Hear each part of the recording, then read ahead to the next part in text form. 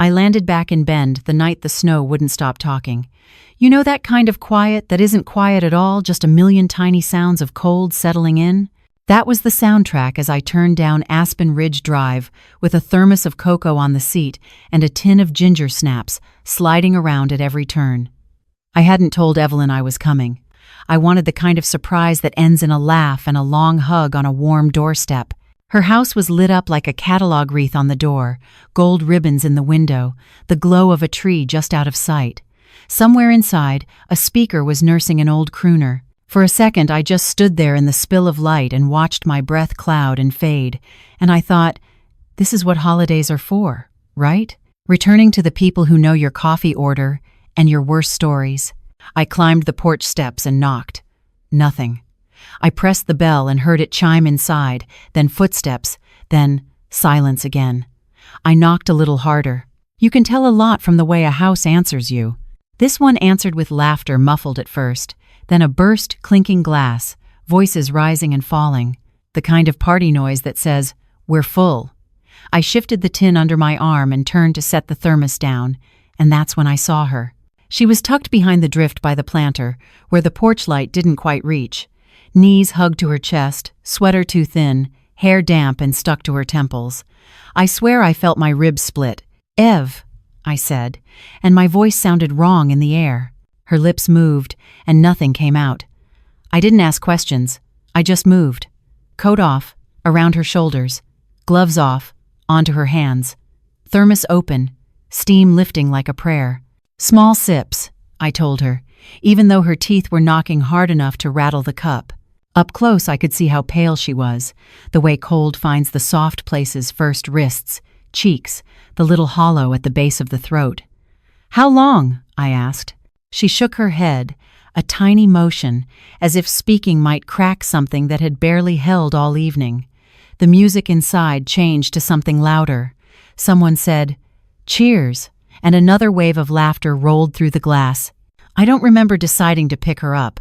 One minute I was kneeling on the frozen boards, and the next I had her weight against me, the way you carry memory awkward and precious and heavier than you expect. She smelled like snow and a hint of the perfume I bought her last spring when we still assumed later would be kinder. The door behind us stayed shut. No one opened it to ask what was wrong or to say her name. It's strange how a closed door can make you feel both unwelcome and suddenly very clear. I got her into the car and cranked the heat until it sounded angry. She tried to speak then, the words catching. "It's nothing," she whispered. "I just needed air." She said it like a script someone had handed her. I touched her cheek.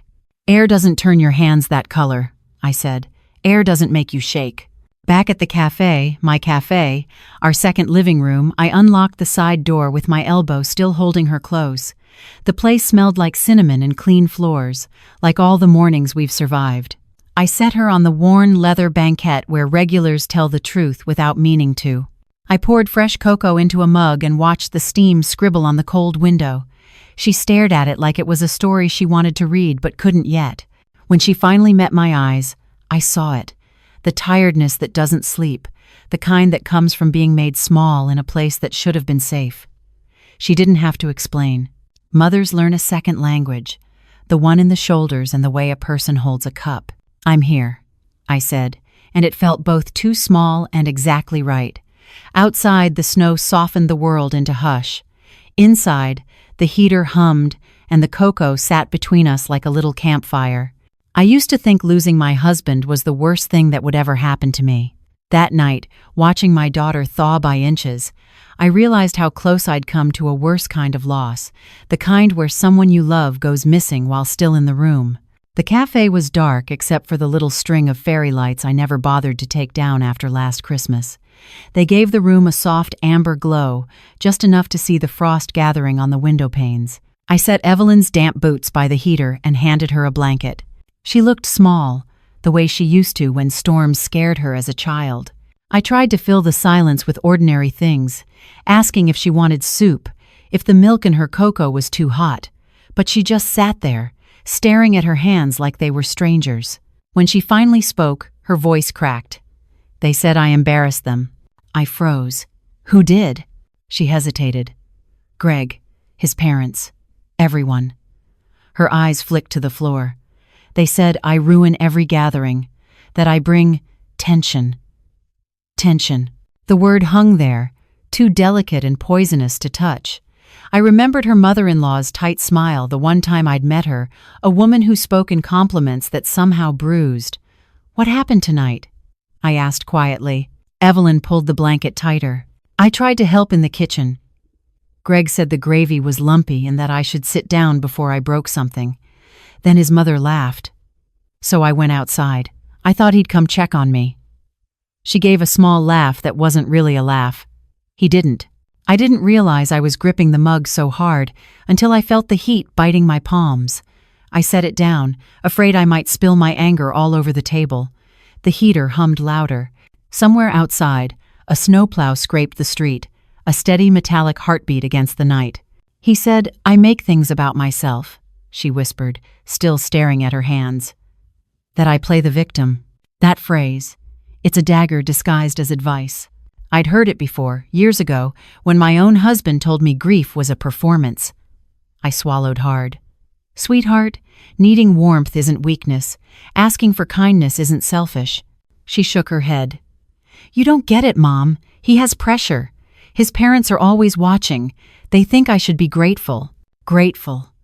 That word, too. I wanted to reach across the table and shake it out of her. Instead, I wrapped my hands around the cocoa mug, felt the thin porcelain almost tremble with me. "Do you remember what we used to say when life got loud?" I asked. She looked up, puzzled. "One breath, one sip," I said softly. "You taught me that." "No."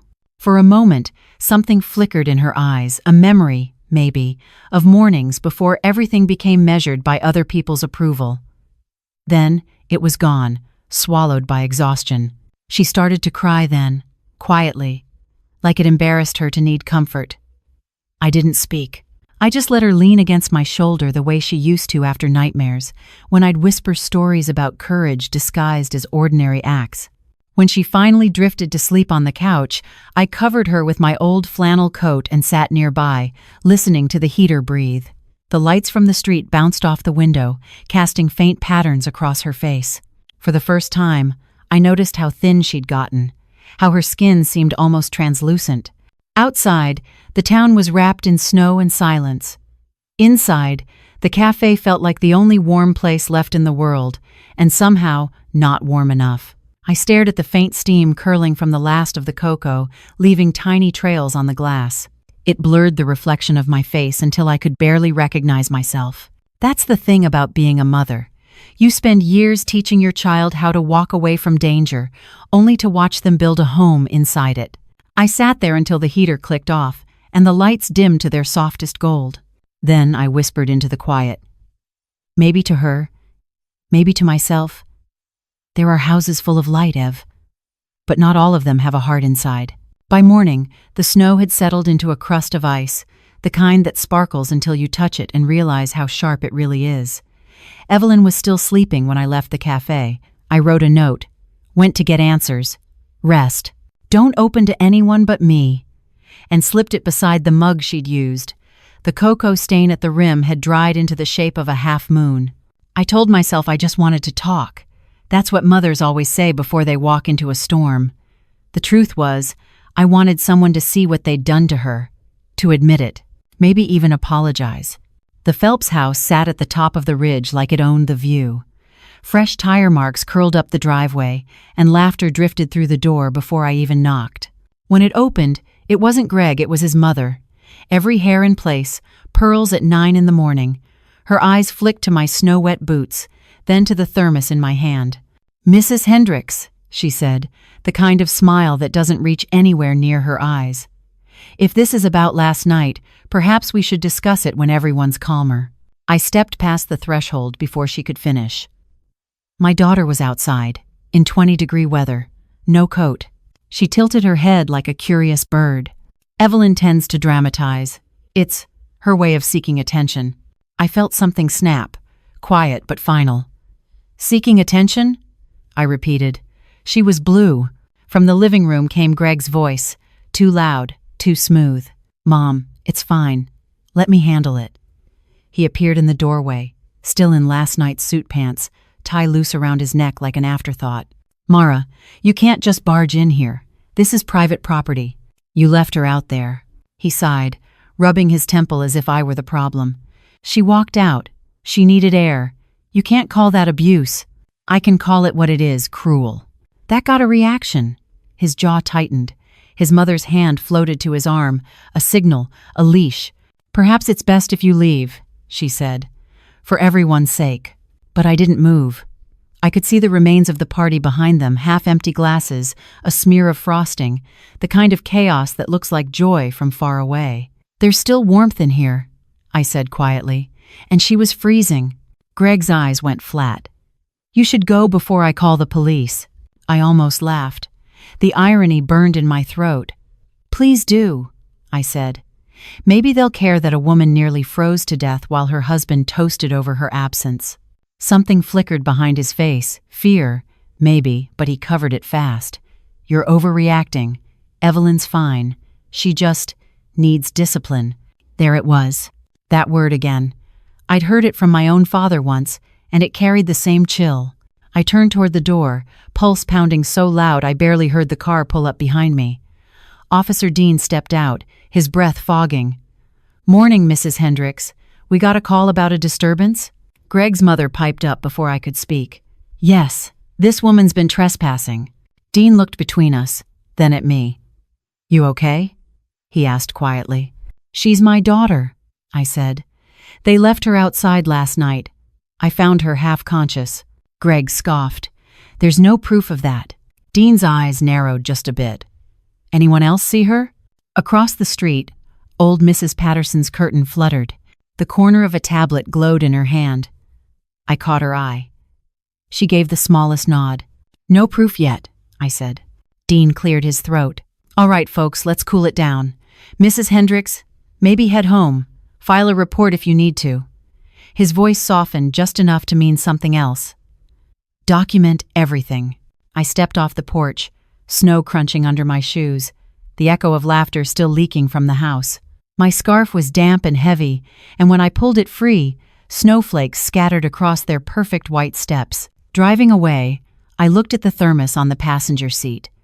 The cocoa inside had gone cold, the surface skinned over. I whispered, maybe to myself, "No one believes the heat's gone until they touch it." Later, Dean's words replayed in my head, steady as a heartbeat. "File a report." That night, I opened a fresh notebook and wrote the date, time, address, and weather. 20 degrees, no coat, no witnesses yet. It felt strange, like lighting a match in a dark room, but it was the first thing in days that made me warm. That week blurred into one long stretch of snow and paperwork. You know how grief doesn't knock, it just moves in and starts rearranging your drawers? That's what those days felt like. I kept the cafe open during mornings for routine's sake, but the regulars knew something had shifted. I wasn't listening to their stories anymore. I was cataloging my own. Every evening, after closing, I'd sit at the corner table with a notebook, labeling each page by date. December 24th. Temperature 20 degrees Evelyn found outside Phelps' residence. Beneath it, I started listing details. Words, gestures, timelines. Not to dramatize, but to remember. The officer's advice had burrowed deep. Document everything. Evelyn didn't leave the apartment above the cafe for days. She slept late, picked at food, avoided mirrors. Sometimes I'd hear her pacing in the middle of the night, whispering things to herself like she was practicing excuses.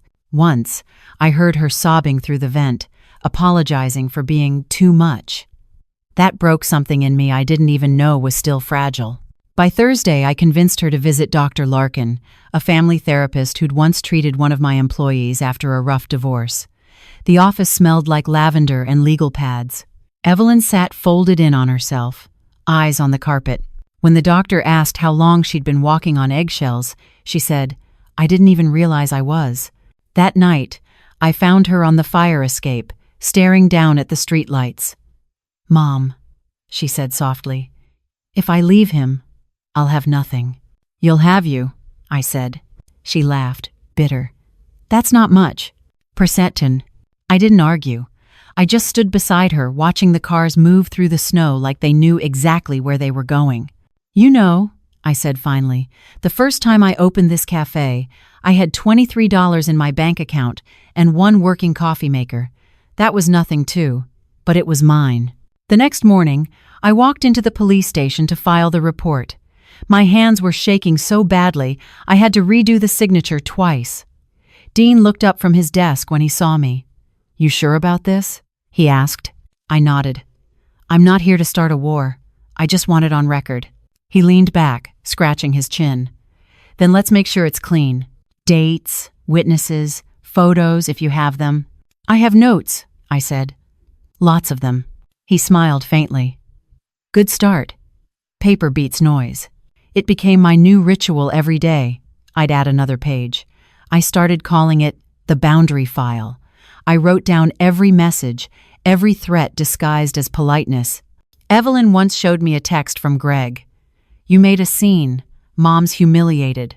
Come back and fix it." I printed it and added it to the stack. One night, when she couldn't sleep, she came downstairs and saw the file. She ran her fingers over the pages, trembling. "You're building a case," she said. "No," I told her. "I'm building a spine."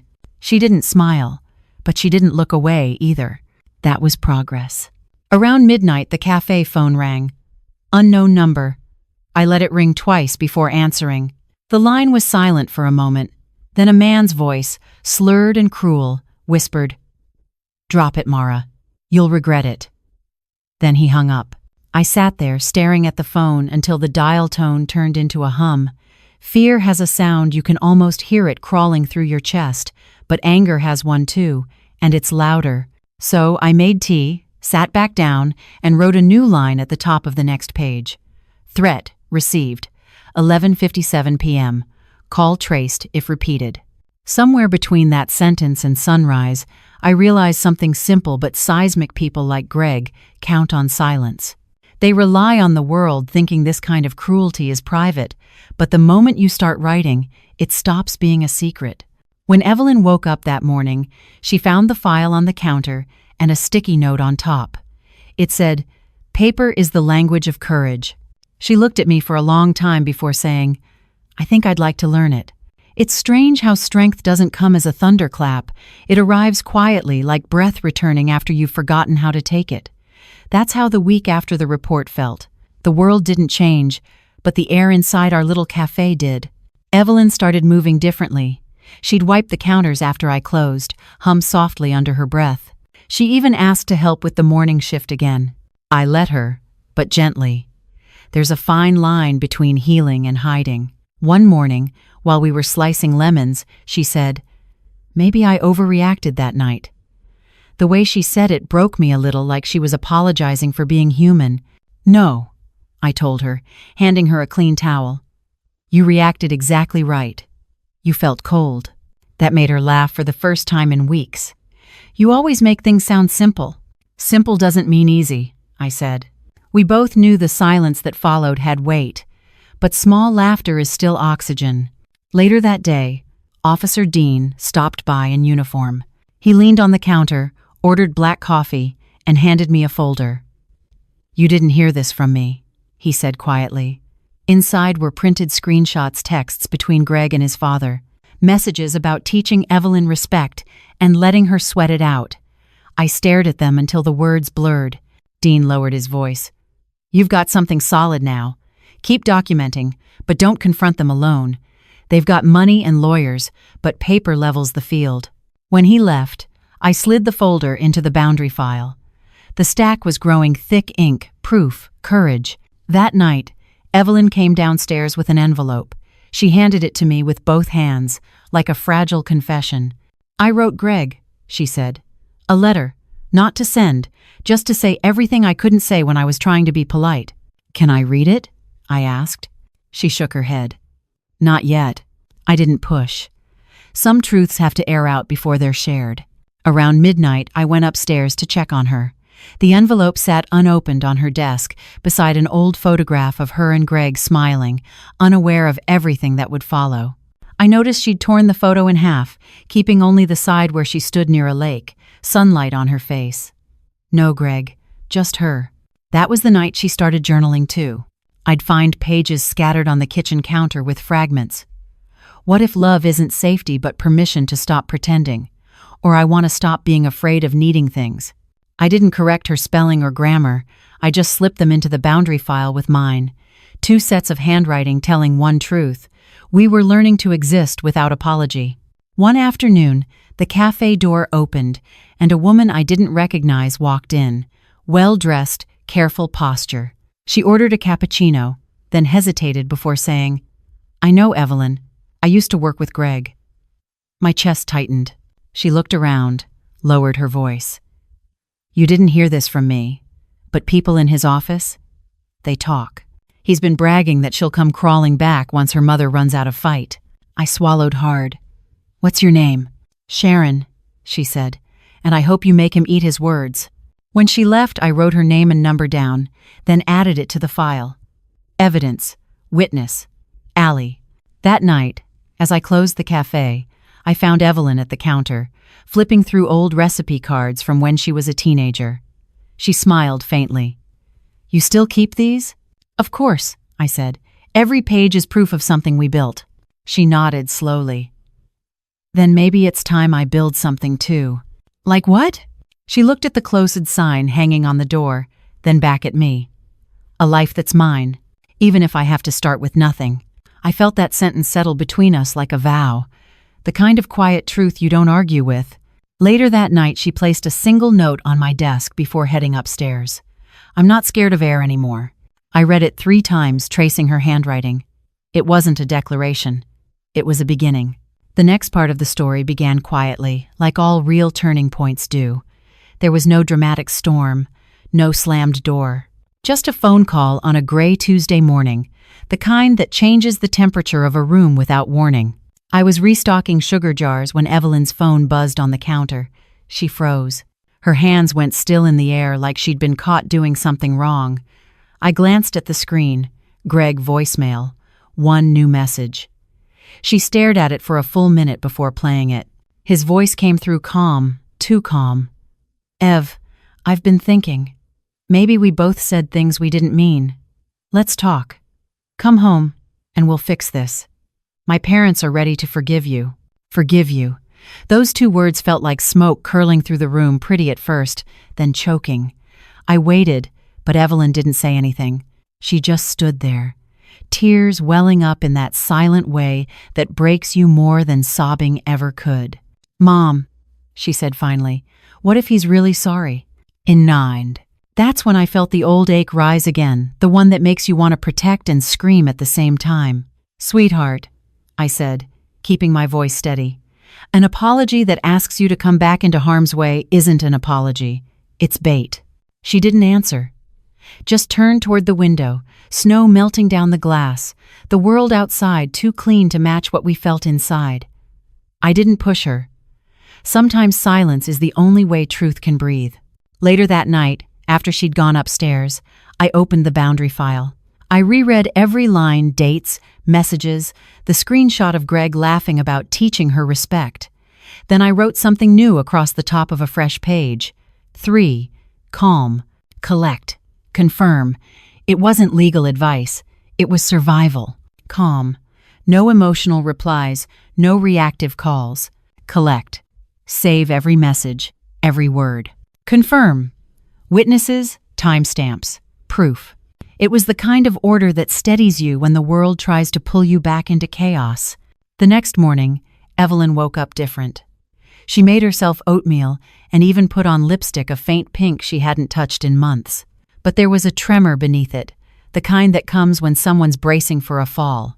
"Mom," she said over breakfast, "if I meet him, it'll just be to talk, to get closure." I didn't argue, but I could feel my heartbeat in my throat. "Then we make it safe. Public place. Noon. You text me before and after." She nodded, a little girl and a grown woman all at once. "I will." I spent the next few hours pretending to focus on cafe orders, lattes, muffins, smiles, but every sound felt wrong. The bell over the door rang like an alarm.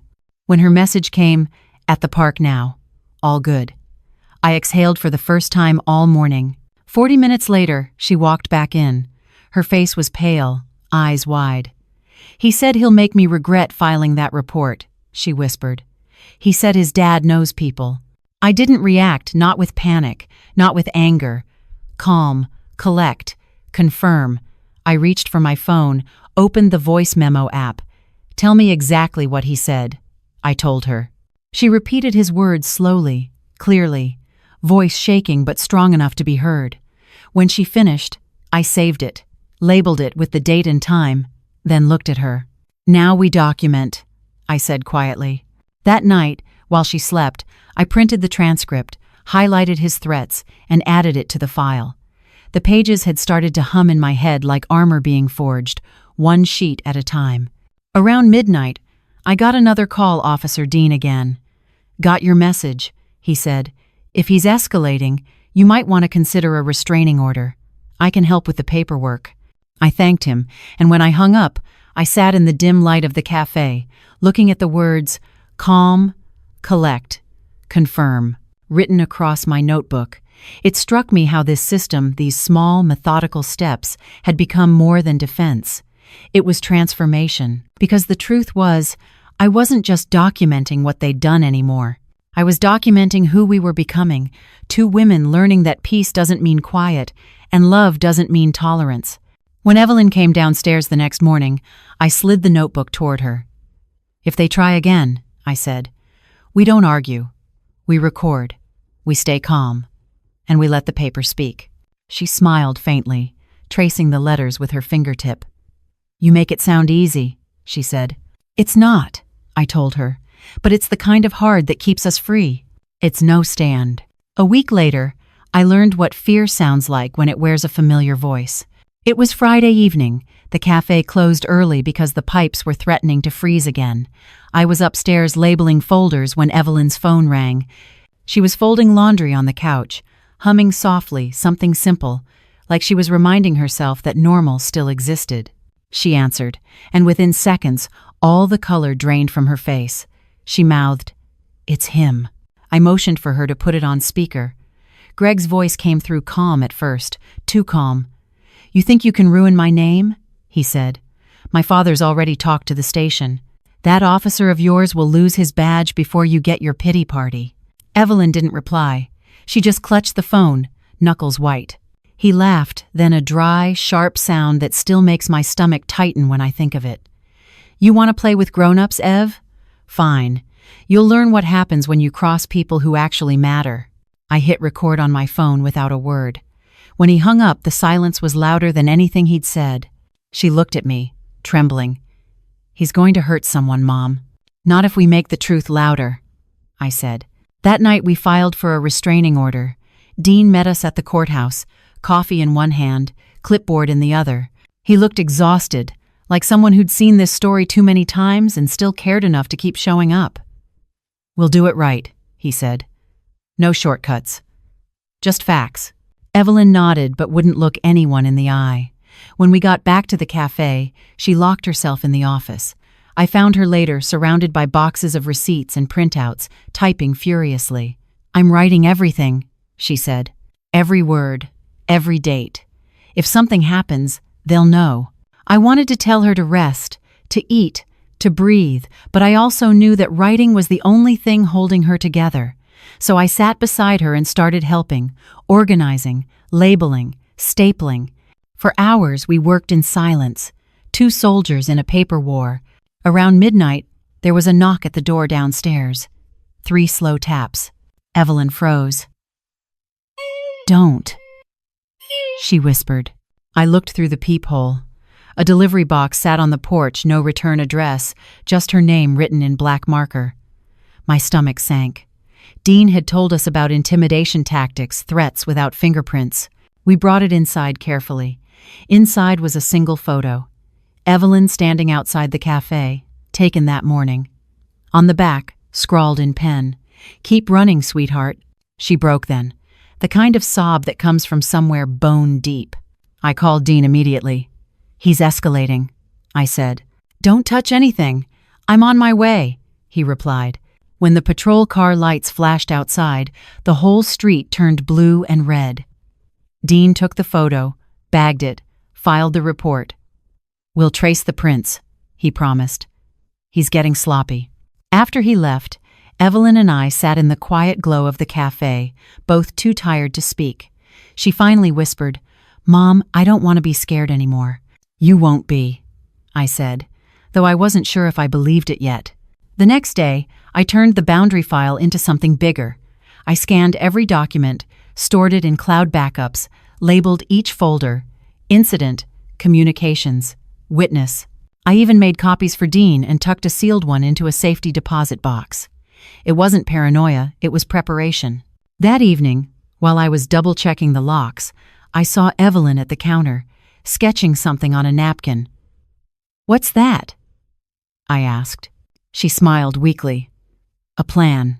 "For what?" "For my life after all this." I sat beside her and saw what she'd drawn: a simple logo, an outline of a coffee cup with a small heart at its center. Underneath, she'd written, "The Hearth Project." "It's a place," she explained softly, "for women who need warmth, for people who need to start over." I felt tears sting my eyes. "That's beautiful." "It's not real yet," she said. "It will be," I told her, "because you're writing it into being." Later that night, she slipped a new note into the boundary file, right above the first one she'd ever written. It said, "Fear taught me the shape of cages, but paper taught me how to build doors." When I found it the next morning, I didn't cry. I just smiled, because that was the moment I realized Evelyn wasn't just surviving anymore. She was rebuilding, and this time, she was doing it on her own terms. The morning, everything started like any other coffee brewing, sunlight crawling across the counter, the smell of cinnamon from yesterday's muffins still hanging in the air. For a few quiet minutes, it almost felt like peace. Then Dean called. "Mara," he said, his tone clipped but gentle, "we got a hit. The fingerprints on that photo match Greg's coworker. Name's Travis Keller. He used his company's printer to make it." My heart thudded. So Greg didn't send it himself? "He orchestrated it," Dean said. "We think he paid Travis. We've got enough to bring him in for questioning." When I hung up, Evelyn was standing at the doorway, her hair tied back, a calm I hadn't seen in months softening her face. "Something happened," she said quietly. I nodded. "It's starting to turn." She didn't smile, but there was light behind her eyes, a fragile kind, the kind that flickers before it steadies. "I want to go," she said. "To the station. I want to hear them say it." We drove through the thawing streets, the snow melting into rivers along the curbs. It felt like the whole town was exhaling after a long freeze. At the station, Dean met us in the hallway. "He's talking," he said. Admitted Greg asked him to deliver a message. Said Greg promised it was just a scare tactic, nothing illegal. "Nothing illegal," I repeated. "Leaving threats on someone's doorstep isn't illegal?" Dean sighed. "It's harassment, and it's enough for a stronger restraining order. It also helps the DA see a pattern." Evelyn exhaled slowly, as if years of trapped air were leaving her lungs. "He'll have to face it, won't he?" she asked. "Eventually," Dean said, "and when he does, it'll be with your evidence stacked higher than his excuses." That night, back at the cafe, she brewed us both tea and sat across from me. Her hands were steady now. "You know what's strange?" she said softly. "I don't even want revenge. I just want distance. I want peace to sound like this again." I smiled. "That's power, sweetheart, wanting peace more than payback." But just as I started to relax, life twisted again. 3 days later, a manila envelope arrived in the mail. No return address, postmarked 2 towns over. Inside were photographs, images from Evelyn's old phone. Private ones. Screenshots of messages she'd sent Greg, confessions of guilt, love, apology, all labeled, printed, and stapled together like exhibits in a mock trial. At the bottom was a note written in Greg's handwriting, "You can't erase history." I sat there, holding the papers, the edges cutting into my fingers. "He's trying to flip the story," I said aloud. Evelyn read the first page and looked up at me. "He's going to make it look like I was unstable." That's when the weight of every woman who's ever had to prove her own pain pressed on my chest. "Then we stay ahead of him," I said. "We tell the truth before he twists it." We called Dr. Larkin, the therapist. and asked for her written evaluation of Evelyn's sessions, notes on the emotional abuse, the pattern of control, the trauma symptoms. She agreed without hesitation. "People like him weaponize guilt," she told us. "We counter with facts." For the first time, Evelyn didn't cry. She just nodded, calm but fierce. "Then let's make the record clear." The next day, Dean helped us file the supplement report, adding the envelope as evidence. He shook his head as he scanned the pages. "You know," he said, "men like this think they're the storytellers, but you've written a better story, one with receipts." When we left the station, the sunset hit the snowmelt and turned it gold. Evelyn stopped halfway down the steps and looked at me. "Do you ever wonder," she asked, "if justice really exists?" I thought about it, the way people think about faith. "Not always in the courtroom," I said, "but sometimes in the mirror." That night, she framed a single photo, the one she'd torn months ago, and placed it by the register. Not of Greg, just her, by the lake, sunlight breaking over her shoulder. Below it, she wrote in marker, "She came home to herself." The next morning, she woke before me, brewed the first batch of coffee, and flipped the sign on the door to open. I watched her from the stairs, the way her hands moved confident, unhurried, sure. And in that moment, I knew the real twist wasn't that Greg would finally be held accountable. It was that Evelyn had stopped waiting for him to be. Sometimes justice isn't a verdict, it's the day you stop needing one. It's funny how peace doesn't announce itself. It doesn't come with a gavel or a headline. It just slips in. One ordinary morning, when you realize you've made it through a day without flinching at the sound of your phone. That spring, the cafe filled with sunlight again.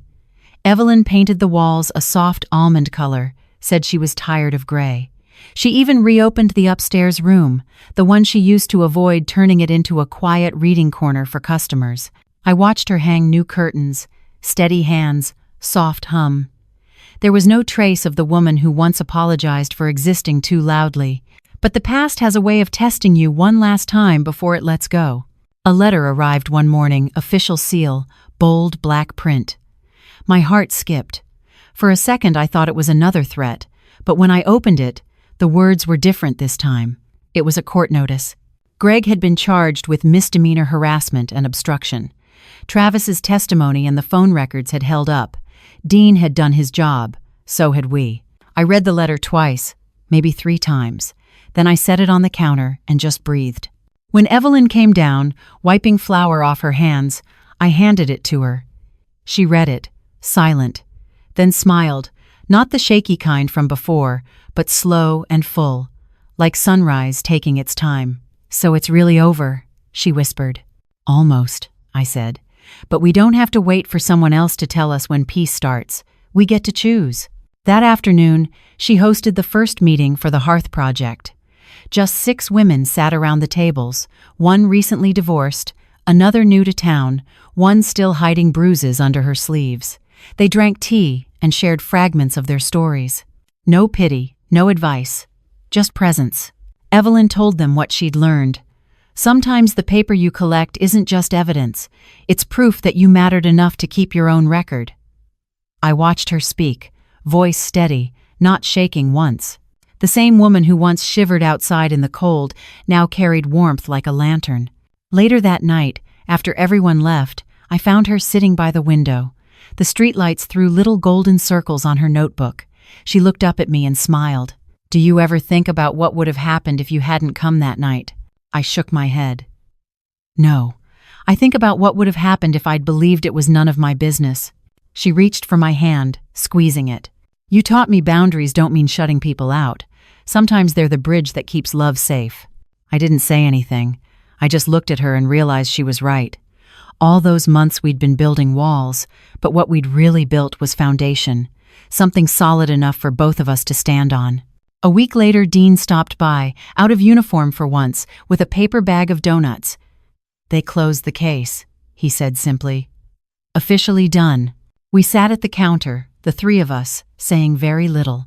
The air smelled like cinnamon and rain. When he left, Evelyn pulled a fresh card from her apron pocket and taped it beside the register right next to the photo of her by the lake. It read, "Boundaries are not walls." They're doors you choose who to open to.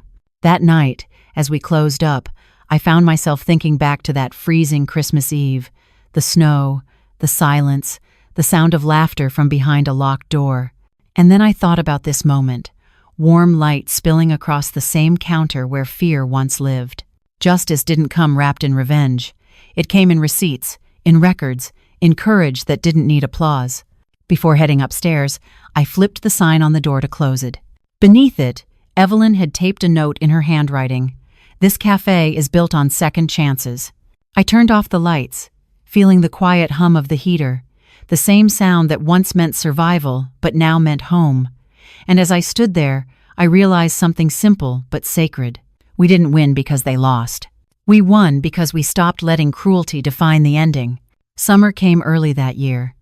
The cafe doors stayed open from morning to dusk, letting in the smell of honeysuckle and the sound of kids chasing each other down the block. Everything felt softer somehow, as if the whole town had decided to exhale. Evelyn was different now. Not louder, not bolder, just grounded. The kind of peace that doesn't need to prove itself.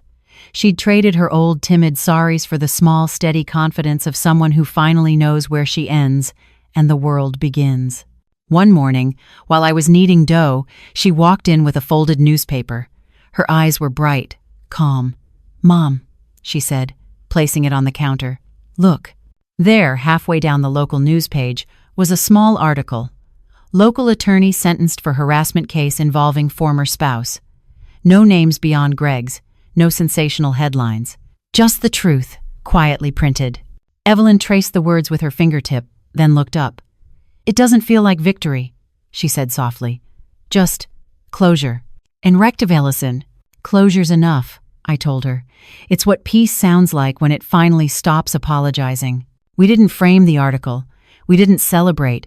We just went back to work refilling sugar jars, greeting customers, laughing with the regulars who'd become family. But that day felt like a book closing gently instead of slamming shut. Weeks later, the Hearth Project officially launched. 20 women showed up to the first full meeting: teachers, nurses, single mothers, a retired librarian who said she hadn't spoken her own mind in 20 years. Evelyn stood in front of them with a small clipboard and shaking hands, but her voice didn't waver. "We're not here to talk about victims," she said. "We're here to talk about rebuilding. Every story in this room matters, and every page you keep, every message, every receipt, every note is proof that your truth exists." They applauded, and I swear I felt something invisible lift between them, like a heavy curtain finally being pulled aside. Later that night, after everyone had left, she found me cleaning up in the kitchen. "Mom," she said, "I'm thinking about expanding. Maybe a second location, something smaller, near the women's shelter." I smiled, a real one that reached the tired corners of my face. "You think you're ready?" She nodded. "I think I've been ready for a while. I just needed to believe I could build without fear." Look. That night, when the cafe was dark and quiet, I sat by the window with my old notebook, the one that had once been the boundary file. Most of its pages were filled now, a record of everything we'd survived. At the very end, there was one blank page left. I wrote, "The system didn't save us, the paperwork didn't fix us, but the act of writing made us real again." Then, beneath it, paper beats panic, process beats fear, and boundaries are love, made visible. Evelyn found the notebook the next morning. She didn't say anything, just hugged me. The kind of hug that tells you both of you finally made it out of the storm. In the months that followed, the cafe became more than a business. It was a refuge, a kind of lighthouse for people who had stories too heavy to carry alone. And on quiet afternoons, when the air smelled like coffee and summer rain, Evelyn would sit by the window, helping someone write their first letter, their first statement, their first step toward reclaiming their own voice. Sometimes, she'd look at me and smile like she was remembering everything we'd lost and everything we'd gained. And I'd think about that night in the snow, the laughter behind the closed door, the weight of my daughter in my arms, frozen and silent. I used to think that was the worst night of my life, but now I know it was the night everything began. Because sometimes grace doesn't come from being spared the storm. It comes from surviving it and deciding to build something warm in its wake. Autumn crept in gently that year, the kind of season that doesn't announce itself, just slips under your skin, one cool morning when the light feels a little more golden and the air smells faintly of apples. The cafe had grown busier since the Hearth Project took root. We weren't just serving coffee anymore. We were serving conversations, small, raw ones that somehow healed. Evelyn had found her rhythm. She was still soft-spoken, but it was a different kind of quiet now, intentional, grounded. Some mornings, she'd lean on the counter, scrolling through messages from women who'd found the courage to file reports, move out, or even just say no for the first time. "I can't fix their lives," she told me once, "but I can remind them they're not crazy." I remember smiling. Sometimes that's the first fix anyone needs. But peace, as I've learned, isn't static. It's something you tend. One Sunday afternoon, a familiar face walked into the cafe. Dean, still with that half-tired, half-kind expression, holding a folder. "I'm off duty," he said, grinning. "Just thought I'd bring you something for your records." Inside the folder were copies of the final court documents, Greg's sentence, the sealed restraining order, confirmation that the harassment case was officially closed. I looked up at him. "You didn't have to bring this in person," he shrugged. "After everything, it felt right. Some stories deserve to end face to face." Evelyn came out from the kitchen, wiping her hands on her apron. When she saw the documents, she froze for a second. Then, slowly, she smiled. "So that's it," she whispered. "No more waiting for the next shoe to drop." Dean nodded. "No more. It's done." After he left, she placed the papers on the counter and stared at them for a long time. "I used to think justice would feel like lightning," she said quietly. "Loud and bright. But this feels more like a steady rain." I understood what she meant. Lightning shocks you into believing change is possible. But rain, that's what actually makes things grow. Later that evening, we hosted the Hearth's 6-month anniversary. The cafe was packed women, a few men. Even the mayor stopped by. We'd pinned stories to the walls, each written anonymously on brown paper tags. I left. I told the truth. I forgave myself. The space hummed with quiet strength. Evelyn stood by the front window, reading each message with that same awe I'd seen on her face as a child when she discovered her first snow. When the night wound down, one woman, a nurse with kind eyes, approached Evelyn and said, "Your story gave me the courage to file for custody. I just wanted to thank you."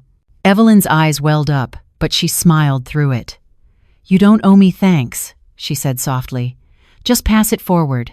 That's how we build something that lasts." After everyone left, the cafe was still warm, lights dimmed, the air thick with the smell of espresso and cinnamon.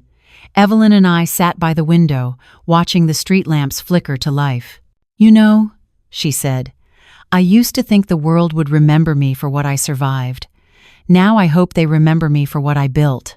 I reached over, squeezed her hand. "They will." Outside, a few leaves drifted past, the kind that look like slow sparks before they touch the ground. I thought about how far we'd come from that night in the snow to this moment of soft, earned quiet. The pain hadn't disappeared. It had simply been repurposed into something better, something living. Before locking up, I turned the chalkboard sign by the door to face the street. Evelyn had written a quote across it earlier that day. "Boundaries don't end love. They teach it how to stay." It was no protesting. I stood there for a moment, reading it over and over, realizing it wasn't just a motto anymore, it was a map of everything we'd learned. And as I shut off the lights, I whispered the words that had carried us through every storm, the mantra that turned fear into structure and structure into peace. Paper beats panic, process beats chaos, and boundaries, they aren't walls at all. They're the proof that love, when it's real, knows how to protect itself. Winter came again, almost exactly a year after that night in the snow. Same town, same cafe. But everything else, every heartbeat, every breath, felt different. The season that once froze us now felt like an old friend returning with gentler hands. The air outside was cold, but inside the cafe, it smelled of vanilla and pine needles. Evelyn had decorated early this year, garlands strung along the windows, mugs painted with names of regulars. There was warmth here now, not borrowed or begged for, but built. One evening, just after closing, she found me upstairs flipping through the boundary file. It was thick now, the spine taped twice, the pages worn soft from use. "You still keep that thing?" she teased, leaning on the doorframe. "I do," I said, smiling. "It reminds me how we got here." She sat beside me, resting her head on my shoulder. "Do you ever think we'd have made it without the paper trail?" "Maybe," I said, but not as clearly. The paper didn't just protect us, it taught us to see, to slow down, to trust what we knew instead of what they said. She nodded, quiet for a while. "You know what I realized?" she said softly. "Boundaries aren't just fences, they're directions. They show love where to stand." I didn't say anything, just took her hand and squeezed it. That weekend, we hosted the Hearth's 1-year anniversary. The cafe was packed again, laughter bouncing off the walls that once held only worry. Dean came with his wife, Doctor. Larkin brought a tray of lemon bars. Even Sharon from Greg's office stopped by, now volunteering as a mentor. During the gathering, Evelyn stood at the center of the room, microphone trembling slightly in her hands. She started with a laugh. Public speaking was never my thing, and then told a story not about fear, but about reclamation.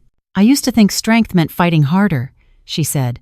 "Now I know it's about walking away without losing yourself on the way out." The crowd was silent, listening. "This place," she continued, gesturing around her, "was built on documentation and courage, but mostly forgiveness. Not for him. For me. For the part of me that thought silence was safety. AITA now." There was a long pause, and then someone began to clap. It grew until the sound filled every corner of the cafe, warm and certain. After everyone left, we stood in the quiet glow of string lights. Snow had started falling again outside, thick and soft, the kind that makes you stop talking just to listen. Evelyn turned to me.